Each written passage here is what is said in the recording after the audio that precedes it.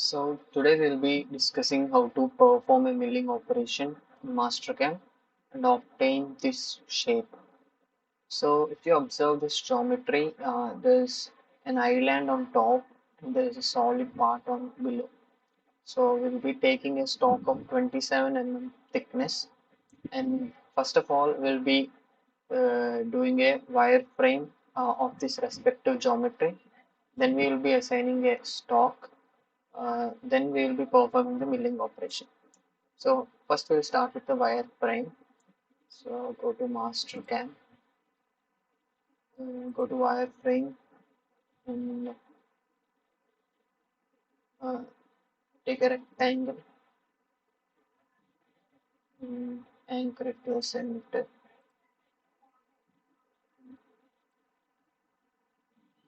And if you observe the dimensions, the outer rectangle is of 100 into 100 mm. Right. We got the outer rectangle. Then the inner rectangle to obtain the shape is 90 into 90. So we'll draw another rectangle here.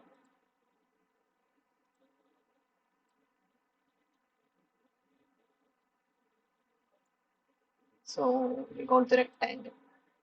So next we'll be taking this chamfering part. So chamfer is of 15 and 15 mm each on both sides. So I'll go to chamfer entities and select two distances. I'll give first distance as 15 and second distance as 15. So I'll select these two sides, these two, these two, these two. Now we have got the chamfering. Next we'll be taking these arcs. So I'll use circle to draw these arcs. So select circle, draw a circle on both sides. Okay, I'll just give dimension 18 radius.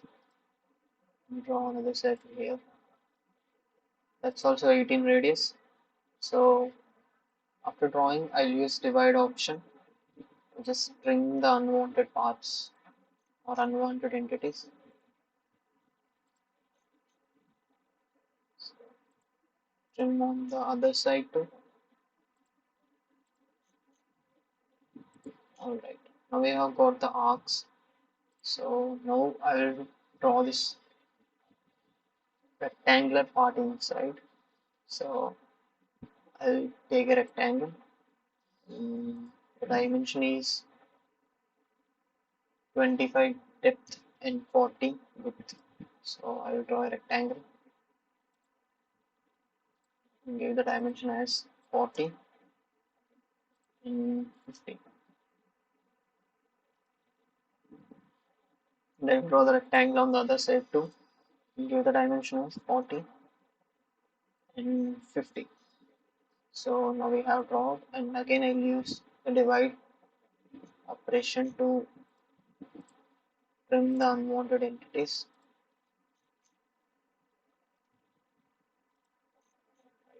So same the other side.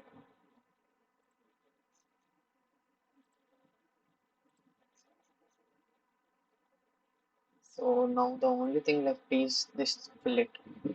So the fillet is of radius 10 mm. So I will use fillet entities and select these two sides and give the radius as 10. So then select the other, then select this. So now we have got our geometry. So the next thing is to assign a stock to our geometry. So I'll go to machine, select mill default, then I'll go to tool properties, mill default, then stock setup. So I just want to create a stock based on my geometry, that is the wireframe I just created. So I will just select add from a bounding box. I'll select all shown and give the depth. So if you observe in this picture, the depth is 27 mm. So I will just give 27 here. So if you observe here, you got a stock. Just let me see. So we have got our stock.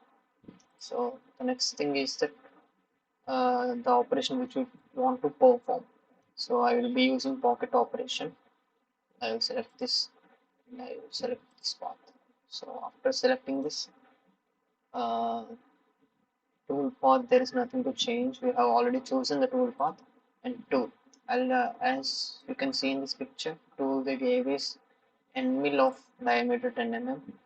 So I'll go to library, filter, select end mill, flat, and you can see there are different types of flat end mills. I'll select a flat end mill of 10 mm diameter. So I just got the 10 mm end mill. So I'll go to cutting parameters and I'll select facing. So in pocket type is facing because there is an island on top. So to perform this kind of operation, we will be choosing facing pocket type. So and this top to leave is 0. This top to leave on floor is also 0. So rough there is nothing to change. Entry motion there's nothing to change. Finishing nothing to change. Lead in and lead out I will just keep it as 60. 60. The same for lead out. So depth of cuts there's nothing to change. Breakthrough there is nothing. Linking parameters I will select everything and I'll keep everything as absolute. And for depth as you can see here the depth of this pocket is 27 minus 20, that is 7 mm. So I'll give the depth as -7. So we have given every property. Now we'll be selecting all the operations and verify the operation. So just click on the verify option. And you can see the animation here. So I'll just reduce the speed. And as you can see, so this is the required shape.